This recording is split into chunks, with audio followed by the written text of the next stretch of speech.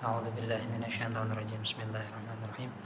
الحمد لله رب العالمين الرحمن الرحيم مالك يوم الدين. إياك نعبد وإياك نستعين اهدنا الصراط المستقيم صراط الذين أنعمت عليهم غير المغضوب عليهم ولا الضالين. Amin. Bismillahirrahmanirrahim. Nah, kemarin waktu pertanyaan itu dijawab pas Pak Haji saja. Nunggu Pak Khairul nggak datang-datang. Ya sekarang nyusul lah jawabannya. Ya kurang lebihnya bahwa di negara-negara yang non muslim itu memang standarnya kalau sesembelihan itu harusnya memang yang diperbolehkan dari non muslim itu ahlul kitab. Itu dalilnya kan yang shareh kan begitu. Jadi dari Nasrani dan Yahudi gitu. Karena sesembelihan mereka dianggap sah oleh kita karena menyembelihan itu atas nama Tuhan. Cuman ahlul kitab di sini tuh memang disinyalir ya banyak apalagi kalau di kitab Sulamut Taufik tuh keras banget itu kata-kata negara agama samawi itu nggak masuk itu kan. Kalau tapi kitab itu termasuk sebagian ulama tuh ekstrim kan, agama samawi gimana, konsep Tuhannya kan Trinitas apa gitu. Yang jelas bahwa pertama diusahakan harus ada label halal. Kalau misalnya enggak, ya diteliti ada enggak kemungkinan misalnya dari warung itu orang muslim yang mungkin bagian nyembelih hewannya gitu, sehingga karena yang nyembelih orang muslim ya sah dimakan. Karena atau di negara yang mayoritas muslim, walaupun di situ kita makan di restoran yang bukan muslim, tapi negara itu mayoritas muslim, maka husnudzon saja bahwa daging itu boleh kita makan, disembelih oleh orang muslim gitu. Kayak sampai di Arab kan banyak itu impor ayam ini frozen itu dari Jerman, terus dari mana lagi itu ya, kalau nggak salah dari Inggris atau dari mana itu, dan dikonsumsi. Tapi beberapa ulama nggak mau makan itu tapi nggak mengharamkan gitu, nggak mengharamkan, melarang masyarakat yang untuk nggak makan, nggak. Jadi beliau secara pribadi nggak mau gitu, nggak bersedia, lebih hati-hati ya, ikhtiyaton. Jadi intinya begitu, bahwa sembelihan dari non muslim yang nggak Nasrani dan nggak Yahudi itu nggak boleh kita makan. Kan di negara-negara tertentu kan agamanya nggak jelas juga kan. Negara-negara tertentu kan malah kadang ada yang mayoritas itu nggak beragama itu. Ya begitulah kurang lebihnya. Yang jelas dispensasinya itu untuk Yahudi dan Nasrani ahlul kitab. Meskipun di situ ahlul kitab ini juga gitu. Emang mereka masih pakai Taurat yang benar itu misalnya gitu. Emang mereka masih pakai Injil yang benar misalnya. Ya kalau Sulamut Taufik itu memang ya ekstrim lah. Makanya tadi saya baca kitab Sulamut Taufik juga saya ambil kaul dari luar, karena kalau Sulamut Taufik nggak ada tuh pendapat yang seperti saya sampaikan tadi, yang bahwa ada dispensasi untuk orang-orang yang sudah mencari iman sedemikian rupa, dia udah nyari Google, udah nyari apa, tapi nggak dapat. Tuh kalau di Sulamut Taufik kan tetap aja dihukumi nanti masuknya ke jurusan api gitu. Tapi kan meskipun begitu, tapi Sulamut Taufik juga punya pandangan bahwa neraka surga itu kan namanya jais. Nah, nanti di tauhidnya masuk itu, bahwa kita ini segala sesuatu itu kuncinya 3. Wajib, mustahil, jais gitu ya. Wajib, mustahil, jais. Wajib itu sesuatu yang harus ada, tidak mungkin tidak. Terus mustahil itu harus tidak ada, tidak mungkin ada. Dan jais boleh ada, boleh tidak. Lah, masuknya orang kafir kepada neraka itu termasuk jais, bukan wajib. Ini loh. Karena itu hak Allah. Boleh memasukkan, boleh enggak. Nah, itu yang kadang orang enggak dipahami. Ini pasti neraka, ini pasti loh. Perkara yang masuknya ke golongan jais itu jangan diklaim, jangan dipastikan. Makanya kata ulama, semakin orang pintar agama, semakin tidak bisa memastikan. Itu di Quran kan apa banyak alternatif, banyak kemungkinan-kemungkinan, banyak makna lain. Bahkan makna itu bisa kompleks sekali makna-makna Quran itu. Itu membuat orang semakin tinggi ilmunya semakin tidak tegas seolah-olah.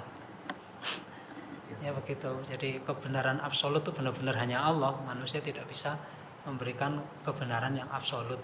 Kayak seputar maslahat, yang maslahat bagi manusia itu apa? Itu walaupun pakar misalnya sosiologi atau yang berkaitan dengan itu, misalnya pakar apa? Ya sosiologi ya, yang ilmu sosial kan, dia kan membaca data-data dari yang ada di masyarakat, kemudian bahwa yang maslahat begini, yang baik begini, makanya terciptalah negara, terus hukum tata negara dan hukum-hukum yang lain. Sepakar apapun dia, dengan data selengkap apapun, itu belum pasti objektif, gitu loh. Iya. Kan kalau misalnya hak asasi manusia kan, misalnya punya standar kemaslahatan, yaitu hak asasi manusia harus begini. Itu nanti Allah tuh beda dari itu. Kemaslahatan manusia kan mestinya jangan ada corona, mestinya jangan ada penyakit, mestinya jangan. Allah kan beda. Nah makanya Syekh Ramadan Al-Buti itu di tesisnya ketika S3 itu jurusannya itu, nulis tentang maslahah mursal, tentang maslahah. Ya, itu maslahah bahwa kemaslahatan itu indallah, itu bukan inda manusia. Kalau inda manusia pasti di sini sudah dikatakan ideal, ternyata di orang lain wah itu merugikan saya gitu. Jadi nggak ada habisnya, nggak ada kebenaran absolut. Nah, itu makanya ya itu tadi ya lebih mudahnya itulah hati-hati dulu. Kalau terpaksa memang adanya ayam di restoran itu ya udah makan aja, insya Allah sama Allah dimaafkan. Yang penting ada kehati-hatian dan ijtihad. Yang penting kan dalam fikih itu ijtihad. Ijtihad itu artinya seperti itu, orang mau bertayamum. Itu, orang mau bertayamum kan ayatnya gimana? Fa'il lam tajid ya, fa'il lam tajidu ma'an fatayamamu itu kan. Makanya Imam Syafi'i itu pakai dalil fa'il lam tajidu ma'an, di situ berarti artinya apa? Harus ada ijtihad dulu, harus ada upaya dulu mencari air. Jadi nggak boleh tiba-tiba ini kayaknya nggak ada air, udah kita tayamum aja, itu nggak boleh. Harus ada memastikan dulu. Iya, memastikan. Ya, ada upaya memastikan bahwa tidak ada air baru boleh tayamum. Makanya ayatnya wa illam tajidu ma'an fatayammamu. Jadi Imam Syafi'i ketika ditanya, loh, kenapa disyaratkan mencari dulu? Lah iya, di situ kan Allah bilangnya fa illam tajidu. Kalau belum menemukan artinya apa? Sudah mencari tapi nggak ketemu gitu loh. Nggak tiba-tiba menyatakan tidak ada air itu. Nah, itu prinsip dasarnya itu ada ijtihad, ada upaya seperti ini ada ayam tapi nggak tahu yang nyembelih orang halal apa enggak ayam ini, ya ada upaya dulu dicari ininya, selidiki, oh insya Allah inilah ya baru dimakan. Ya dalam fikih itu yang penting itu ada upaya, itu namanya ijtihad. Faslun. Nah, sekarang kita masuk ke bab berikutnya, yaitu syarat-syarat bersuci. Jadi bersuci itu ada syarat-syaratnya. Kita mau wudu ada syaratnya, mau mandi ada syaratnya. Syaratnya 10. Jadi kalau tanpa ada syarat ini nggak sah. Kita mau wudu, syarat ini nggak ada, wudunya nggak sah. Kita mau mandi besar, nggak ada syarat 10 ini, nggak sah. Nah, jadi sesuatu tuh kalau diteorikan tuh jadi panjang ya. Padahal dilakukannya ya udah wudu ya biasa aja gitu, langsung paham gitu. Karena diteorikan, tapi dengan teori ini menjadikan kita makin mantap di dalam melakukan ibadah. Syurutul wudu'i wa kadzal ghusli 'asyaratun. Syarat-syaratnya wudu ada 10. Al-awwal, yang pertama, al-islamu. Syarat yang pertama, kalau Anda mau wudu Islam dulu. Islam. Kalau enggak Islam wudunya enggak sah. Falaysa min kafirin, tidak sah wudunya orang kafir, li'annahu ibadatun badaniyatun li ghairi daruratin wa laysa huwa min ahliha. Karena wudu adalah ibadah badan secara zahir dan orang kafir itu bukan ahlinya. Karena ahlinya orang kafir itu apa? Ibadah batin, yaitu masuk Islam. Nah, itu menurut satu ulama, kalau di Sulamul Taufik itu emang ya Sulamul Taufik itu begitu ya. Kalau menurut ulama enggak perlu Sulamul Taufik kita harus menyatakan asyhadu alla ilaha illallah. Dengan dia sudah yakin di dalam hati sudah masuk Islam itu. Itu ngambil dalilnya dari ketika Rasulullah dulu kan Yasir bin siapa itu yang disiksa, lihat saudaranya udah dibunuh, akhirnya dia takut, wah ini kalau saya ngaku ikut Nabi dibunuh juga, saya itu hadisnya soal itu terkenal kan. Akhirnya sampai turun ayat kan karena kejadian ini, akhirnya ya saya kafir, saya nggak iman sama Nabi Muhammad, saya nggak iman. Akhirnya nggak jadi dibunuh. Terus ya habis itu nangis-nangis lapor ke Rasulullah, ya Rasulullah saya udah keluar dari Islam ini, saya udah murtad, dihukum gimana ini ya. Kalau kamu masih iman nggak hati? Ya kalau di hati saya tetap sama Allah dan Rasulnya. Ya sudah, nggak apa-apa, nggak apa-apa. Dan nanti sempat terjadi lagi, diulang lagi, ada ulangan karena ada dalil itu kan jadinya. Wa qalbuhu mutmainnun gimana ayatnya? Idza ukriha wa qalbuhu mutmainnun bil iman itu loh. Surat apa itu? Iya, akhirnya turun ayat itu bahwa tidak apa-apa di mulutnya ini karena kemaslahatan untuk menyelamatkan nyawa. Ya saya kafir, saya akhirnya nggak jadi dibunuh dan oleh Rasulullah nggak apa-apa, oleh Allah pun diampuni, dianggap tidak keluar dari Islam. Nah itu makanya ibadah hati terbesar yaitu iman. Dan itu ibadah paling besar pahalanya. Nah, kewajiban orang non-muslim itu tadi kewajibannya hati, bukan badaniyah. Nah, kalau sudah masuk Islam, maka punya kewajiban badan, yaitu wudu, sholat, haji dan sebagainya. Kalau sebelum dia kewajibannya baru satu, kewajiban hati, yaitu beriman kepada Allah dan Rasulnya. Wasani yang kedua at-tamyizu. Harus tamyiz, kalau nggak tamyiz wudunya nggak sah. Tamyiz itu apa? Bisa membedakan lah, membedakan warna. Tamyiz itu kalau di fikih-fikih kebanyakan itu gambarinya itu sudah bisa cebok sendiri, sudah bisa makan sendiri biasanya. Jadi pipis, sendiri, cebok sendiri, makan sendiri, minum sendiri. Itu namanya tamyiz. Walaupun 7 tahun, walaupun 6 tahun sudah begitu, maka dia sudah sah ketika berwudu. Gitu. Syarat yang kedua tamyiz. Fala yasubudu ghairul mumayyiz katiflin wa majnunin lima dzukir. Maka tidak sah wudunya orang yang tidak tamyiz, seperti anak kecil, balita ataupun orang gila. Dan termasuk orang mabok ya. Orang mabok kan dia enggak berakal juga. Wasalithu yang ketiga an-naqa'u bi fatinuni bil mati wa mudhi naqi bi qafi wa mudrihu fadhiha ay an-nazafatu 'anil haidhi wan nifas. Ini pembahasan lafalnya ya, naqa. Suci dari haid dan nifas. Nah, ini syarat yang ketiga. Berarti syarat yang ketiga ini khusus untuk perempuan. Lah kalau junub gimana? Enggak apa-apa. Boleh. Orang belum mandi besar, punya hadas junub, wudu tetap sah. Jadi nanti setelah mandi besar nggak perlu wudu lagi. Tuh, jadi nggak ada syarat wudu itu harus suci dari junub, itu nggak ada. Nggak apa-apa sudah. Dan bahkan sunnah. Kalau mau mandi besar wudu dulu baru mandi itu sunnah.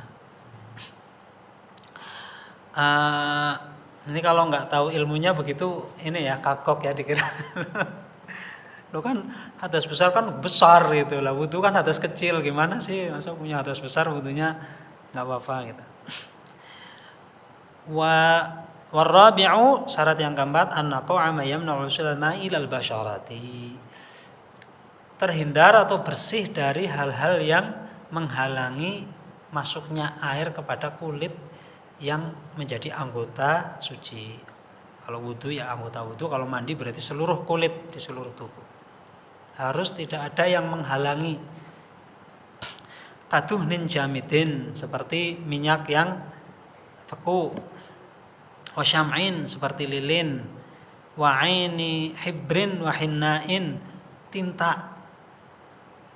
Tapi tinta kalau yang jenisnya satu jenis dengan air walau alam tuh. Kalau tinta, tapi kalau tinta yang satu jenis dengan air ketika kita berwudu otomatis hilang ya. Seperti spidol papan tulis apa?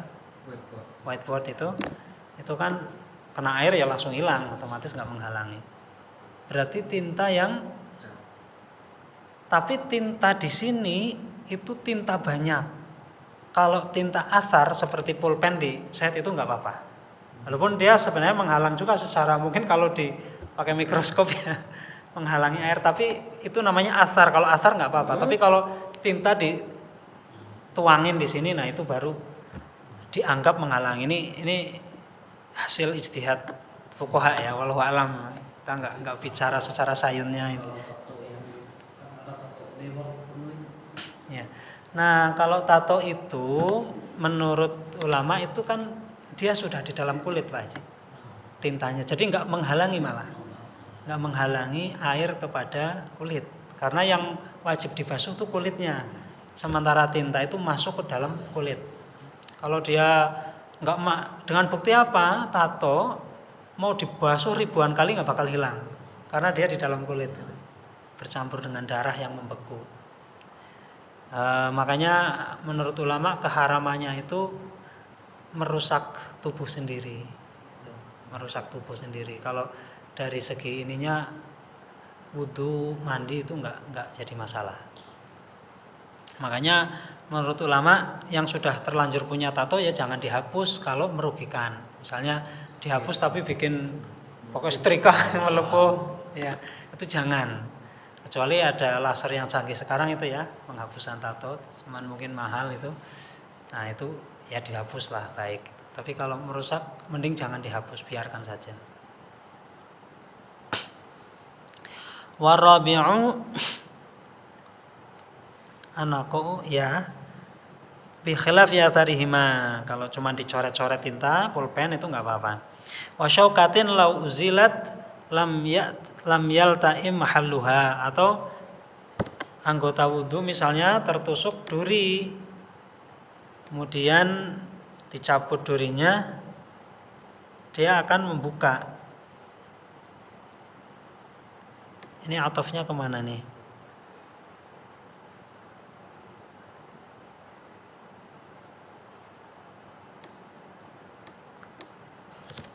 Kayaknya bi khilafi atharihim apa ya? Kalau dicabut durinya, dia jadi membuka dan mengeluarkan darah. Maka solusinya insya Allah ini termasuk menghalangi air ya. Termasuk menghalangi air ini, duri yang dicabut. Berarti ya ini dulu lah, sampai apa namanya, sampai darahnya berhenti dulu mungkin. Kalau darah masih mengalir otomatis dia najis darahnya, dan kenajisan itu kan dianggap menghalangi air ke anggota wudu karena najis tercampur oleh darah itu. Wadamin wa ghubarin ala udwin la arakin mutajammidin alaih. Dan darah yang bercampur dengan debu, misalnya luka, kemudian dia berdarah dan bercampur dengan debu kan menghitam, itu jadi kering, itu kaku, itu juga dianggap menghalangi air. La arakin mutajamidin alaih, bukan, kecuali kalau keringat yang bercampur debu itu tidak dianggap menghalangi. Bahasa Jawanya guluh ya, disampaikan guluh juga. Ya kan kalau mandi digini-gini kan keluar kotorannya, daki itu loh. Iya itu. Itu kan debu dan keringat itu kan bercampur situ. Nah itu nggak apa-apa, itu debu dan keringat itu nggak apa-apa. Guluh artinya apa? Berarti kita kalau wudu nggak harus digosok guluhnya sampai bersih, itu nggak harus. Itu sudah dianggap sah, walaupun cuma disiram aja. Wa wasakhin tahtal azfar wa ramasin fil aini wa laysa minhu tabu'un asura zawaluhu fayunfa'anhu. Berarti kotoran yang ada di kuku itu juga dianggap menghalangi. Kemudian kotoran yang ada di mata itu juga dianggap menghalangi, berarti dihilangkan. Terus tabu'un asura zawaluhu fayu'fa anhu. Kalau lisa itu yang telur kutu yang ada di rambut itu tidak apa-apa, nggak harus dihilangkan karena sulit. Jadi kutu itu memang menutupi rambut sehingga air tidak bisa masuk, tapi tetap dimaafkan, nggak membuat mandinya nggak sah. Wa kadza qishratud dumal ba'da khuruji ma fiha wa in saulat izalatuha. Begitu juga wudun itu apa bahasa Indonesianya? Bisul ya, bisul. Bisul diambil matanya, itu kan biasa bisul ada matanya. Terus nutup lagi. Lah nutupnya itu kan ada apa itu? Kadang masih ada nanah apa itu. Itu kan menutup itu ya. Lah itu enggak apa-apa. Enggak apa-apa. Walaupun dipecah gampang, misalnya wah ini takut wudunya enggak sah, disobek dulu, dibuang nanahnya baru wudu. Enggak usah, enggak begitu juga enggak apa-apa. Walaupun masih menggumpal begitu, itu enggak apa-apa. Karena dianggap itu dianggap kulit gitu. Apalagi kayak tato tadi itu kan, itu udah dianggap kulit. Jadi bisul tuh enggak harus dipecah dulu, enggak harus. Langsung wudu aja enggak apa-apa, tetap sah. Bahkan di sini walaupun mecah bisulnya gampang, itu tetap enggak apa-apa, enggak dipecah. Jadi memang enggak dipersulit ya.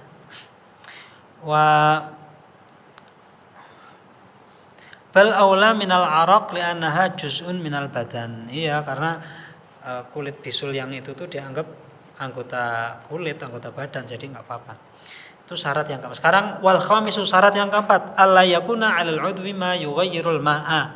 Tidak boleh ada sesuatu yang merubah air. Apa saja baik najis maupun tidak najis. Yang merubahnya itu drastis gitu, perubahan yang besar itu ya, kayak tinta, pewarna mungkin ya, pewarna. Itu misalnya ada tinta yang merubah air, berarti basuhannya belum sah, basuh lagi gitu. Belum dihitung ini. Jadi misalnya basuh tangan, ada yang merubah warna air di sini nih, mau tinta atau pewarna apa gitu. Maka basuhan pertama belum dianggap karena dia airnya sudah dirubah oleh yang nempel di kulit. Mulai dihitung basuhan kedua. Ini syarat yang kelima, tidak boleh ada sesuatu yang merubah air. Kaza'faronin wasandalin, seperti parfum za'faron, minyak za'faron. Za'faron kan parfum ya? Parfum za'faron. Ya, berarti kalau parfuman di kulit itu dihilangkan dulu. Kalau misalnya basuhan pertama belum hilang, ya kedua. Tapi enggak, perubahannya tuh perubahan yang drastis ya. Kalau cuman berubah sedikit tuh enggak apa-apa. Yang dari kemarin yang kata-kata berubah-berubah itu perubahan yang drastis.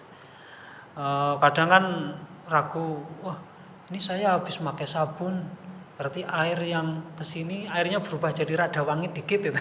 Itu nggak apa-apa kalau perubahan-perubahan yang sifatnya ini nggak apa-apa. Jangan khawatir gitu, jangan khawatir nggak sah. Parfum juga kalau sedikit ya nggak apa-apa lah, nggak, perubahannya tuh nggak drastis. Kan sisa air yang ada di situ dicium kan nggak mungkin sampai wangi banget kan, nggak. Jadi itu syarat yang kelima, tidak ada sesuatu yang merubah air. Terus yang keenam, wasadisu al-ilmu bifardiyatihi. Harus tahu bahwa wudu yang dilakukannya itu fardu atau sunnah. Kalau wudu ini dipakai untuk sholat karena sudah batal menjadi fardu. Tapi kalau wudu ini saya lakukan belum batal, tapi saya ingin mendapatkan sunnah tajdidul wudu, nah itu berarti wudu yang saya lakukan ini sunnah. Harus tahu. kefarduannya. Begitu juga mandi ini saya buat Jumatan berarti sunnah, mandi ini saya karena junub berarti wajib, gitu. Harus tahu. Al-ilmu fardiyya bi kauni kullin min al-wudu' al-ghusl fardan wa huwa ma yuthabu 'ala fi'li wa yaqabu 'ala tarki al-jalb fardiyati wa niyyah fala tasmi man jahila fardiyati. Ya, pokoknya harus tahu bahwa hukum wudu itu wajib. Yang tidak wudu berarti berdosa kalau mau sholat atau mau megang Al-Quran dan lain-lain. Wasabi'u, yang ketujuh, alla ya'taqida fardhan furudihi ay furudi kullin minhuma sunnatan. Yang ketujuh, tidak boleh, nah ini, tidak boleh meyakini bahwa yang fardu itu sunnah, yang sunnah itu fardu. Misalnya mengusap sebagian rambut kepala, itu kok dianggap sunnah, lah itu enggak sah. Harus tahu mana yang sunnah, mana yang wajib. Sekali menganggap sunnah wajib, menganggap wajib sunnah, langsung wudunya tidak sah.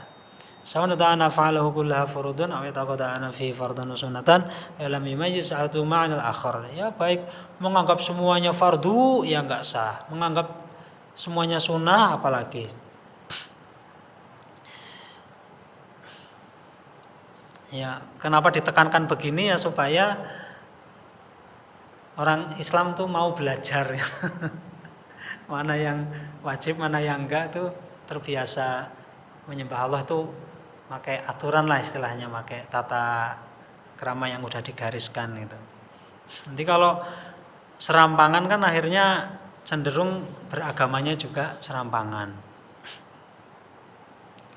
Wa illam yumayyiz ahaduhuma min al-akhar wa hadha fi haqqil 'ami. Amal alim, wah ini untuk orang yang umum.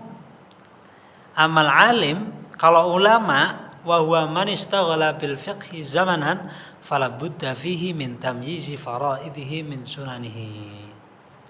Oh, jadi ini sawa'an taqada af'ala kullaha furudan aw taqada anna fihi fardan wa sunnatan wa lam yazadu ma'al akhar. Oh, gini. Kalau orang awam itu kalau orang awam ini ada dispensasi ini menurut beliau Imam Nawawi. Kalau orang awam, udah yang penting pokoknya di dalam wudu atau di dalam mandi itu ada sunnah, ada wajib. Udah sah. Nggak tahu yang wajib yang mana, yang sunnah yang mana. Pokoknya di dalamnya itu ada wajib, ada sunnah. Itu udah sah. Gitu. Ya, terus pokoknya pukul rata. Gitu. Nah, kalau ulama fala budda min tamyizi faraidihi. Kalau harus tahu bedanya yang wajib mana, yang sunnah mana. Kalau enggak sah. Nah, itu. Ya untung enggak semua orang diwajibkan jadi ulama ya. Watsaminu, yang ke-8, al-ma'ut tahur, harus dengan air yang mensucikan. Kalau tidak mensucikan tidak sah. Fi dzanni kullin minal mutawaddi wal mughtasil wa i'tiqadihi, yaitu baik orang mandi maupun orang wudu, dua-duanya harus meyakini bahwa air yang akan dipakai itu air suci dan mensucikan. Wa illam yakun taharan 'inda ghairihi, menurut pribadinya yang mau pakai. Jadi bukan menurut orang lain. Walaupun menurut orang lain itu airnya enggak mensucikan, itu tetap sah gitu. Yang penting menurut keyakinan yang akan mandi atau akan wudu. Amal isbal dhahur bil mutanajjis fi na'aini wa qa'adun mala bi 'ainihi najasatun. Iya, seperti misalnya ada air yang terkena najis di ada dua wadah, satu najis satu enggak, tapi persis enggak ada bedanya. Nah, cuman ada dua orang nih mau make nih. Pokoknya salah satu dari air ini tuh dipastikan najis gitu. Tapi enggak ada perubahan sama sekali. Tapi dipastikan najis. Yang satu meyakini yang suci ini, yang satu meyakini ya udah wudunya sendiri-sendiri pakai yang itu gitu. Pakai keyakinannya masing-masing. Ya, al yakin la yuzalu bisyak. Makanya ya udah yang diiktibar, yang dianggap oleh Allah dalam urusan ibadah itu dzannul mukallaf. Prasangkanya seorang mukallaf.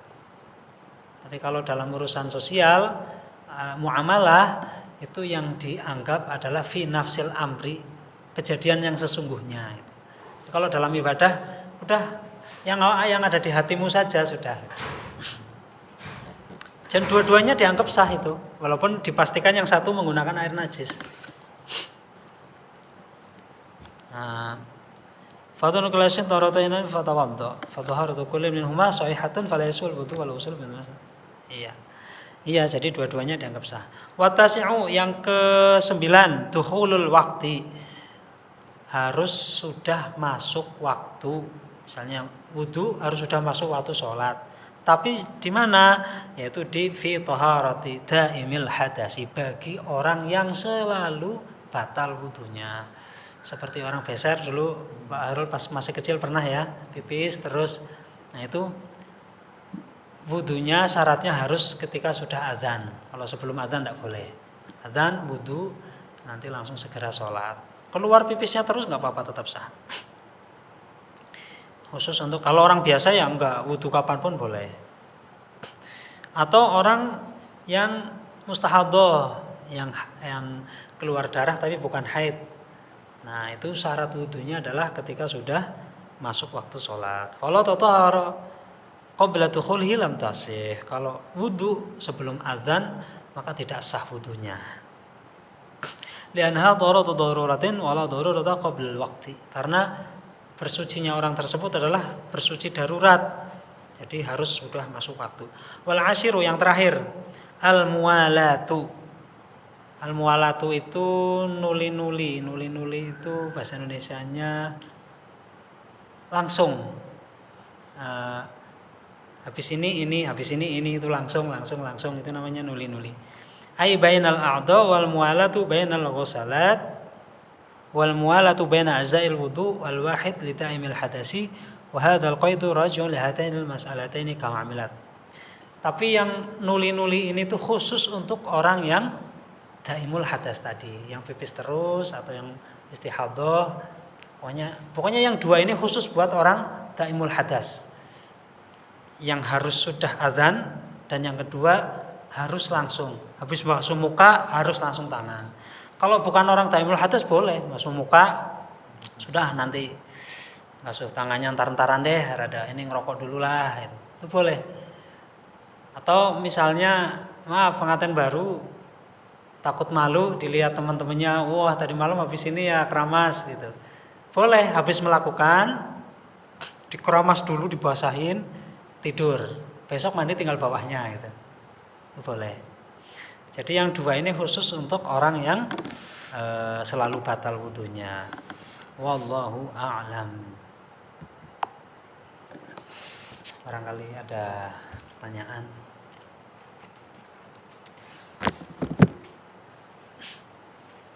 Kalau ini Ustaz, kita mau baca Al-Quran atau apa kan disunahkan untuk wudu ya. Nah, memang wajib bisa dikatakan untuk menyentuh Al-Quran itu harus kita bersuci dulu. Wajib. Nah, kalau nggak tahu itu dulu yang diwajibkan itu mushaf yang benar-benar tulisan Arabnya saja, atau misal yang sudah ada terjemahannya itu katanya dulu boleh, misal kita misal sudah tahu tapi Ya. kita boleh yang Itu ya. Itu ya saya bertanya ya. Itu di hampir semua kitab fikih itu menjelaskan itu, bahwa intinya itu, dan langsung Imam Syafi'i sendiri yang ini, intinya itu yang Quran dengan yang non Quran itu banyak mana. Selisih satu huruf saja itu sudah boleh megang walaupun batal. Nah, terjemah itu dianggap bukan Quran. Nah, tafsir Jalalain itu pernah dihitung sama Imam, kalau nggak salah Imam Suyuti apa ya, itu bukan Imam Suyuti kan yang ngarang, Imam Nawawi kalau nggak salah, Imam Nawawi dihitung sama Imam Nawawi. Imam Suyuti kan yang ngarang, itu kan yang ngarang dua orang itu, Jalaluddin Al-Mahali sama Jalaluddin As-Suyuti, dua Jalal. Itu selisihnya cuma berapa huruf itu antara Quran dengan tafsirnya, itu selisihnya berapa. Makanya nggak wudu megang tafsir Jalalain itu nggak apa-apa. Terjemah Al-Quran bahasa Indonesia itu menurut kiai-kiai banyakkan terjemahnya dibanding Qur'annya. Jadi nggak apa-apa kita batal megang terjemahan Quran. Yang ada Qur'annya loh ya. Kalau terjemahan saja sih sudah dipastikan nggak apa-apa. Jadi kadang kan ada terjemahan sama Quran jadikan satu itu nggak apa-apa kita pegang. Selisih satu huruf saja itu langsung boleh. Lebih banyak yang selain Quran gitu. Makanya HP ketika aplikasi Qur'annya dibuka itu wajib wudu. Tapi kalau posisi ditutup nggak apa-apa. Nanti repot semua orang wudu dulu megang HP. Posisi ketika mushafnya dibuka itu wajib wudu. Ini jangankan HP, kertas loh ada ayat Qur'annya itu wajib wudu. Cuma kertas ada ayat Qur'annya itu wajib wudu. Karena itu dianggap mushaf, potongan mushaf.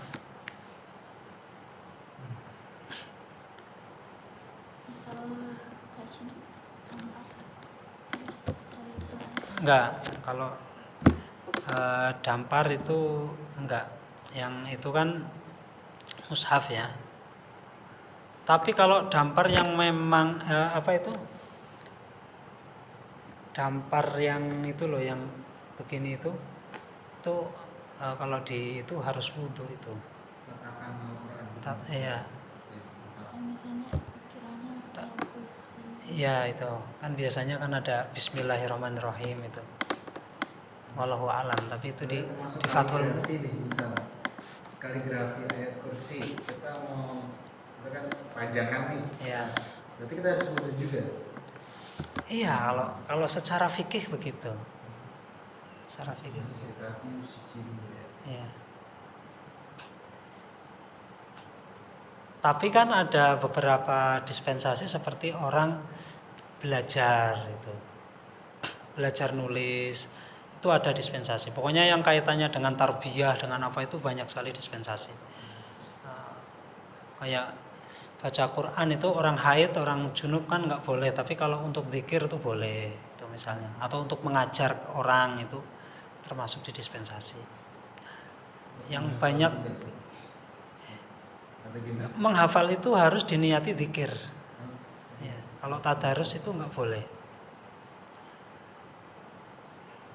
Dan rata-rata santri-santri para penghafal Quran ini kalau haid itu ya mungkin karena malas juga ya.